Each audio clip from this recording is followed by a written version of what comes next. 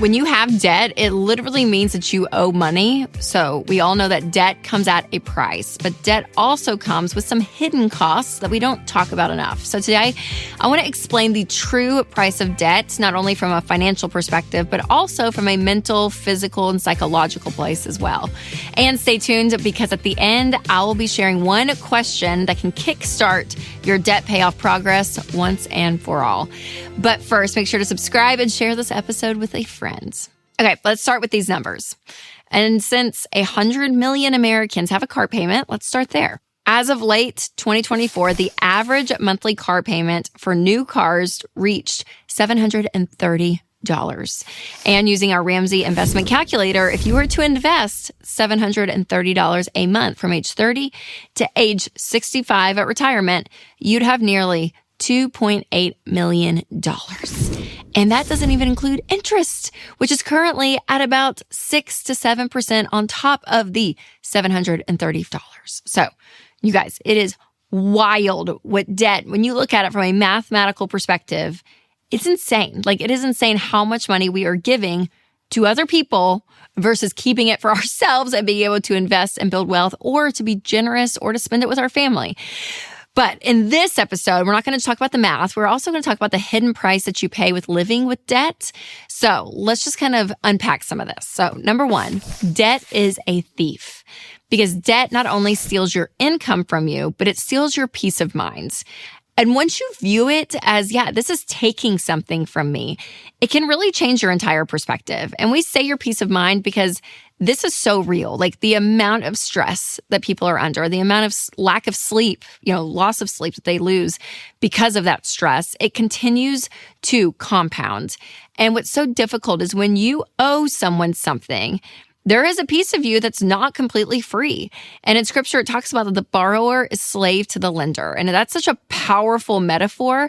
But when they talk about that, and when that is said, there is something so true about that freedom comes when you have autonomy over your life, where you have the ability to say what you want to do with your money, what you want to do with your hard-earned income. Like, you think about your income, you guys, it takes a lot of work to make money, right? I'm like, there's so much effort and time and getting up, getting dressed, working. I mean, there's just so much that happens to even get to work. Some of you that still go into an office, you sit in traffic, you're driving somewhere.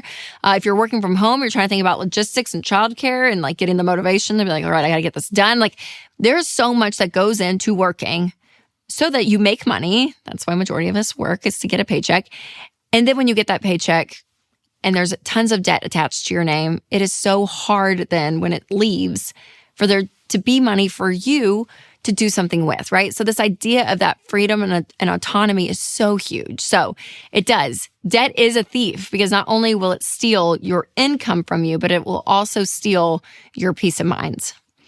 Number two, a price of debt, is that debt is a cycle. So when you think about a car payment again, it's very easy when you're in a cycle of car payments that, again, when you get to that point that your car payment, it's paid off, the car's paid off, it's like, it's been a few years, so maybe I'll, just go get another one. And you just end up in another car payment. So like, the cycle of how they get you in is pretty remarkable, because they're really smart at it, because they know they're going to be getting your money. So instead of that cycle, if it's something different, if you break that cycle and do something different, and let's say, you're driving a $6,000 car, and maybe you do it for a few years, and then you're saving up to upgrade, you can take that money, sell your $6,000 car, put that money, and step up again, right? There's like a totally different mindset when it comes to not being in the car loan loop. But again, that cycle of debt can feel really impossible to escape. So let's use the car loan, for example. So let's say you have a car loan. Maybe even you're upside down on your car. Maybe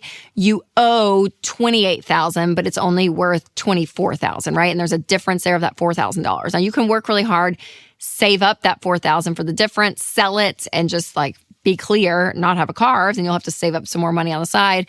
Or maybe you take a small loan. It's the one time that we're like, I would rather you have a $8,000 loan, maybe $4,000 for a car, $4,000 from the upside down, money that you're in.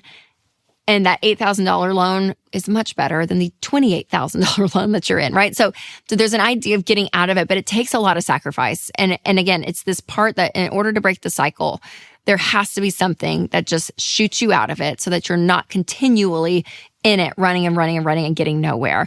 So the car is the good example because that is an easy one to get back into that loop. But doing something so radically different, like driving a $4,000 or $5,000, $6,000 car versus a $28,000 car, right? I mean, that is different. But man, getting out of that cycle is so, so huge. Now, the next thing on my list is definitely the most devastating. But first, I want to tell you about one of our sponsors, Christian Healthcare Ministries. Just about everything costs more these days. So if you're looking at your healthcare options during open enrollment, check out Christian Healthcare Ministries. CHM is not health insurance.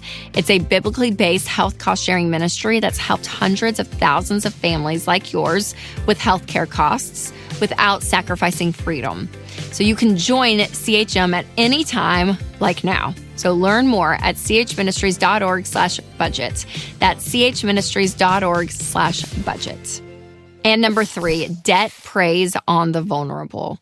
So when you are in a really tough spot, that's where we find a lot of people go into debt. Now, some people, yes, are constantly in debt because of a lifestyle choice. They're living above their means and they're choosing to do things that, they don't have the money for. Now, there are others that, to a degree are doing that, but it's more out of necessity. And it's like, oh my gosh, my income is not keeping up with even just food, shelter, utilities, and transportation. Like even just the basics. Like we're not even talking about a fancy cell phone bill. Like not even that, right? Not even a nice cell phone plan. Literally the basics are people are barely getting by. And that's where people, again, get stuck in this mentality because of the industry preys on people like that. Because when you feel hopeless, you're going to go to the next lifeline that feels easy to get to, right? Which is totally understandable.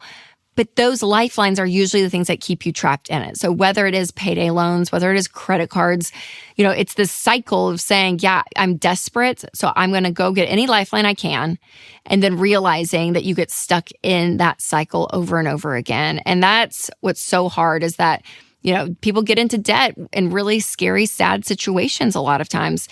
And so that's why, again, I think it is so important on the front end, as much as you can be proactive with your finances to get yourself in a place to say, hey, an emergency fund is so key.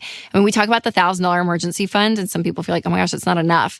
But when we look at the stats, 40% of Americans can't cover a $400 emergency in cash. So even that baseline of that $1,000 cash is like night and day for people. Okay. It is such an important step. So that very first step that you take can be that lifeline for you instead of depending on the debt industry, which is out there and really does prey on people. So again, that is one thing that debt is costing us, is that when you are in a vulnerable state, usually they're there to quote unquote rescue you. But then not only do you have the issue that you had, but now you also have a money issue because of the debt that was used. So I know that this can feel overwhelming and kind of heavy, but listen, there is good news. And that is why I love to do what I do in life, because we meet people in these places, you guys, for sure, where they feel like, oh my gosh, debt is a thief. I feel like I'm stuck in this cycle, or like a bad event happened and debt was the thing that I ran to, right? So there are these people in these situations all over the place. This may even be you. But what we get to see on the other end of this is people that start to make a change, and they start to say, I'm going to not only get out of where I am currently financially, but I'm going to change my entire mindset around this. And when you set up a life without debt, you do set up a life with much more peace, much more peace. And again, that may be lowering your lifestyle. That may be saying, hey, we're going to make some tough decisions and maybe change jobs, or we're going to be moving to a different city. Like some people make big, drastic changes because they're chasing peace. And peace is out there, and it may not be a big, drastic change like that. Maybe it's, hey, I'm finally actually going to do a budget, or hey, I'm actually going to just pay for things with my own money instead of using the bank's money, right? It's these small changes that you can make that actually will create a huge difference in your life. And again, not just mathematically, like we were talking about, but truly give you peace when it comes to the spiritual side of you, or the emotional side, your mental health. I mean, all of it. There's so many pros science is showing us when you don't have debt, when you don't owe anyone anything. There is something so freeing about that. That is so huge. Now, if you want to get there, there are some really critical steps to take and proven steps to take to get yourself in a place of peace. That $1,000 emergency fund, like we talked about, that is number one.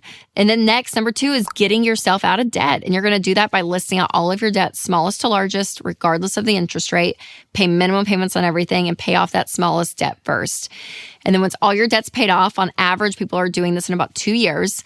After that's done, then you're going to save up an emergency fund of 3 to 6 months of expenses. And then beyond that is, funding retirement and kids' college and paying the house off early. All of that is so great. But those first few steps are so critical to the subject of debt because I want to get you in the place where you are actually driving your life and your money, and it's not someone else telling you what to do. So here's the question I want you to ask yourself if you haven't really reached your breaking point or this feeling of like, oh my gosh, I'm so sick and tired, because a lot of people, that's where they start to change, is where they're like, I'm so done with this. I'm so done with this. And maybe if you haven't gotten there, ask yourself this.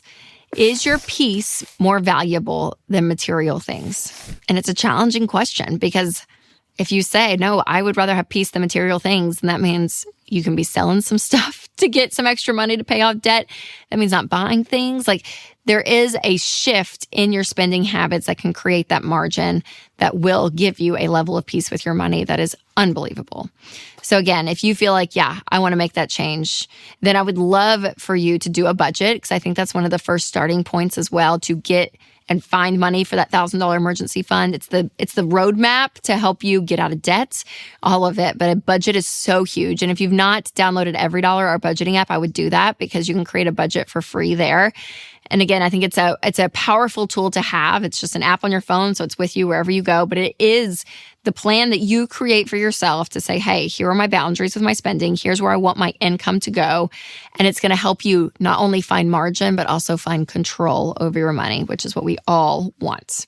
And if you're still on the fence about the whole no debt thing, make sure to check out my episode here on the only exceptions to my no debt policy. And if you're listening on podcast, I will leave a link below. All right, you guys, remember to take control of your money and create a life you love.